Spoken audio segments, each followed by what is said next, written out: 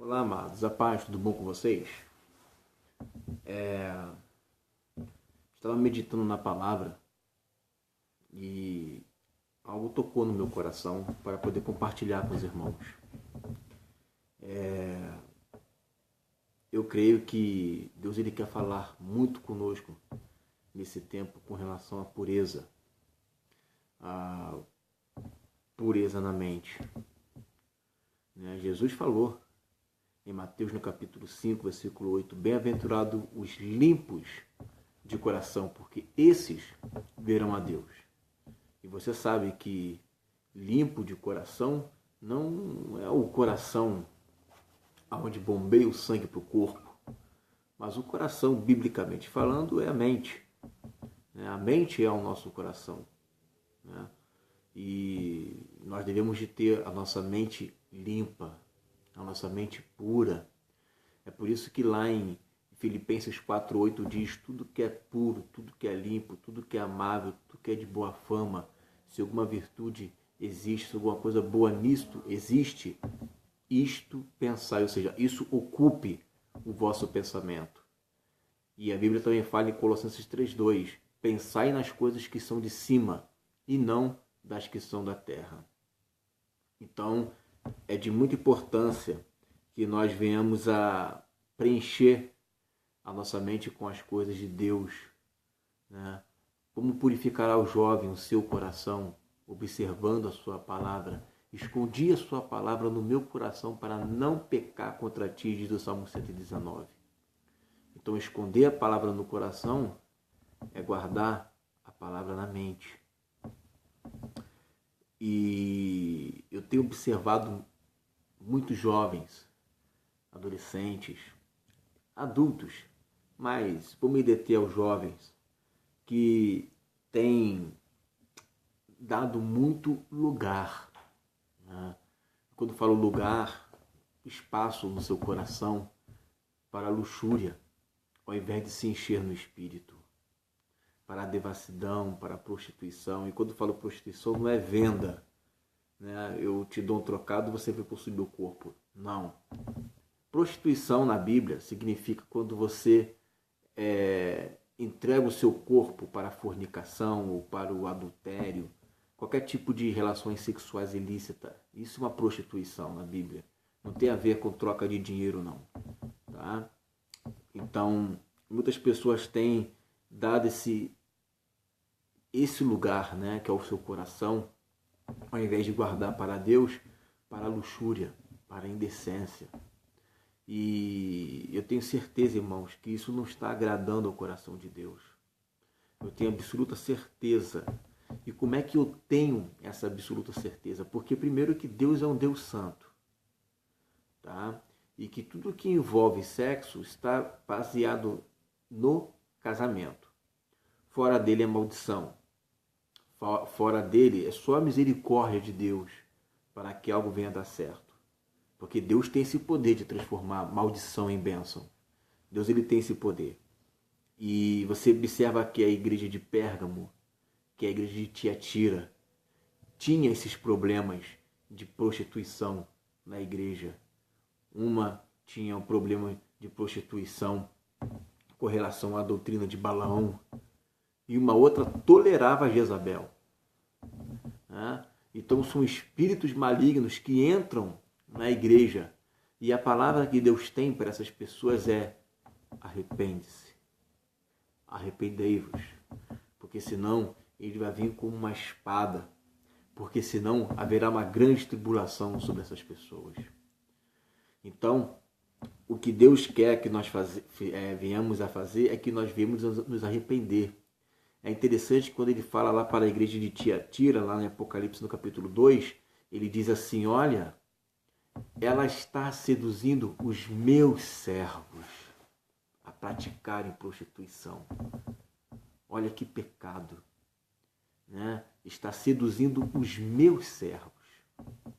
Então, gente, tome muito cuidado com essa questão da luxúria, com essa questão da devassidão, desse sentimento desfreado, esse comportamento de um prazer por um sexo que não tem a bênção de Deus. Tome muito cuidado. Observe bem aquela pessoa que está se aproximando de você. Moça, observe bem aquele rapaz que está se aproximando de você. Quais são as intenções desse camarada? A Bíblia fala lá em Provérbios capítulo 16, 30, né? Cuidado com quem sorri e pisca maliciosamente. Essa pessoa deve estar com mais intenções. Então aquele papo, né, de um sorrisinho meio estranho, uma piscadinha, um olharzinho, toma cuidado. Toma cuidado porque o diabo não está para brincadeira. Já vi muitos adolescentes, muitos jovens saírem da presença de Deus e dificilmente voltarem por causa de uma abertura que eles deram para o diabo. Muito cuidado. Não deem lugar ao diabo, irmãos. Não deem lugar ao diabo. A Bíblia fala lá em 1 Tessalonicenses 4:4, cada um saiba possuir o seu vaso, ou seja, o seu corpo em santificação e honra ao Senhor. E aí no versículo 5 ele diz, para que nós não viemos viver na compaixão como gentios, né? Na paixão das concupiscências como gentios. Ou seja, aqueles que não conhecem a Deus, né? Que não têm um domínio próprio. Então toma muito cuidado. A gente não pode viver como gentios que não conhecem a Deus, que vivem nas paixões da sua concupiscência, mas nós tenhamos que ter no nosso corpo o temor do Senhor para que venhamos a tratar o nosso vaso, né, com santificação e honra. Tome muito cuidado, gente. Eu sei que a tentação é forte, eu sei que a tentação ela não vem para brincadeira, né? Então, ela vem para acabar com a gente, mas se esconde no Senhor. Não deixa que o diabo tire a tua pureza. Se esconda no Senhor. Eu estou trazendo algumas palavras aqui, de vez em quando teologia, de vez em quando uma palavra voltada para a prática de vida, porque de nada adianta nós termos todo o conhecimento se nós não praticamos o que devemos de praticar, que é o amor a Deus acima de tudo e ao próximo como a nós mesmos. Então nós devemos de manter a nossa pureza na mente. Cuidado com aquilo que você fala, cuidado com as brincadeiras, cuidado com as piadas, tudo que é puro, tudo que é justo, tudo que é amável, tudo que é de boa fama. Se há virtude nisso, vamos prestar atenção no que diz a Bíblia. Não vamos relativizar as coisas, não vamos tratar a palavra de Deus como se fosse algo do primeiro, segundo século. Não, a palavra de Deus ela é viva e eficaz, mais penetrante do que espada alguma de dois gumes. Ela penetra até a divisão da alma e do espírito, das juntas e das medulas. Ela é apta para discernir os pensamentos e as intenções do coração do homem. Hebreus 4:12. Então não vamos tratar a palavra de Deus como se fosse uma coisa boba, não. Ela é poderosa, ela discerne os seus pensamentos. E toda vez que você lê a palavra, ela mostra quem você é. Ela mostra onde você está errado. E você sabe muito bem que esse tipo de pecado de pornografia, pecados de sexo antes do casamento, olha, eu oro ao Senhor que todo espírito de Jezabel venha a ser quebrado. Todo espírito de Balaão, de prostituição, que vem seduzindo os servos do Senhor, venham a ser quebrados. Que haja santidade, que haja santificação, para que venha o avivamento do Senhor. Nós temos que ser jovens diferentes. Eu sei que é difícil, mas eu posso te dizer uma coisa. O que você vem passando, eu venho passando.